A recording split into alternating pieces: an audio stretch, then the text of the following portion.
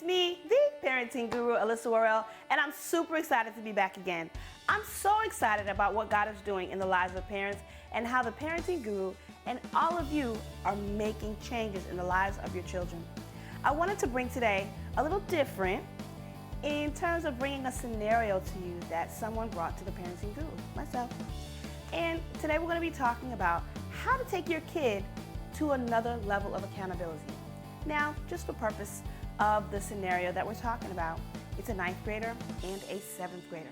So you have some idea of how old they are and where they might be transitioning in their world. Well, this mom called me up and said, hey, I've gone back to work. I've normally been home with my kids all this time and things have changed. How do I get things in balance? How do I keep stress from myself to my kids, bouncing off my husband, and the whole house just going array?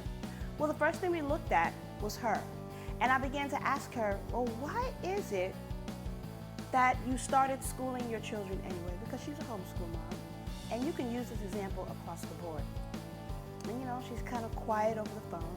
And I said, you know what? I'm glad you were quiet, because that's the thing I'm talking about. You have to really take yourself back to why you're doing what you're doing with your children. Your kids are homeschooled, and you need to really go back to your first love of why you and your husband sat down and decided this was going to be our choice. This was going to be our quality of life. And just because you have transitioned out of the home and your husband is now there, it shouldn't be any more challenging per se. You might have situations and scenarios that change, but it shouldn't be an increased level of stress. It shouldn't be an increased level of where nobody's getting along, nothing is going well. We need to look at you. And so as we began to walk through things, I asked her, well, tell me how your day goes. She said, well, I get home at a certain time and I'm going through the homework and I'm asking them what they're doing. And she went on for like 2 minutes. And I said, you know what, let's stop.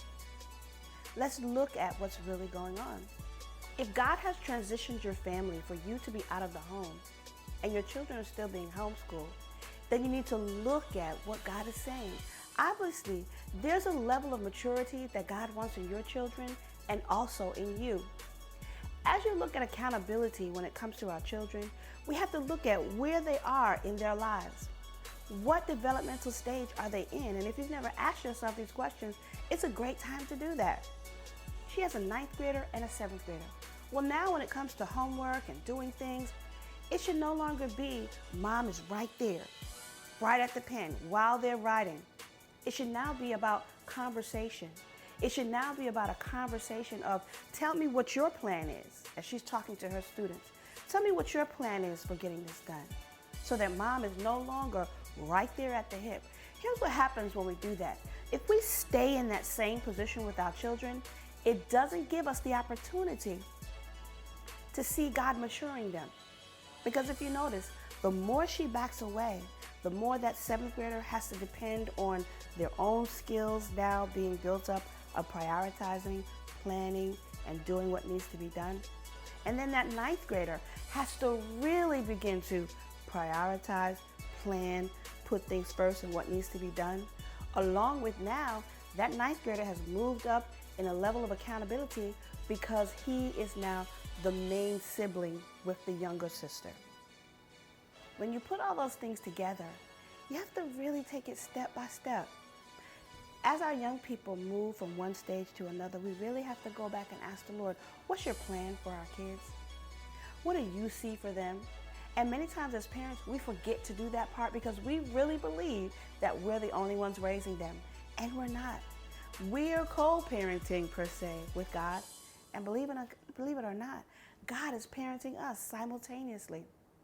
But my point is this: as you are transitioning your kids to another level of accountability, begin to look at where they are. Begin to have conversations so that it's no longer confrontation. Begin to put on them the pressure about thinking differently. You've taken time to put so much into your children. Why would you then stand and hover over them versus allowing the pressure or the change to change them? Let's look at another scenario. Conversation versus confrontation. With the 9th grader, she noticed that she was going back and forth, really having to go behind the ninth grader. But the moment that she stopped, the moment that she said, hey, well, you know what? You let me know what you're going to do. She said she noticed a change in that young man. She said she noticed that he was now taking responsibility for what he had to do. And she found herself having to be less hands-on. Well, you know what? As we realize that the more we are less hands-on, it allows God to be more hands-on for our kids. Taking it step by step, understanding that we're co-parenting with God, that He already has the plan for them. He already sees where they're going. And no matter what path you're taking with your children for their schooling, it shouldn't involve confrontation. It shouldn't involve confrontation, but conversation. It should be you realizing that God already has a plan mapped out for them. It should be you realizing that there shouldn't be any stress. Because if there is stress, that means you need to take a step back as a parent and spend more time in the presence of God, listening to His plan for your children and His plan for you. This is Alyssa Royale. That's all I have for you, the Parenting Guru, and I hope to see you next time.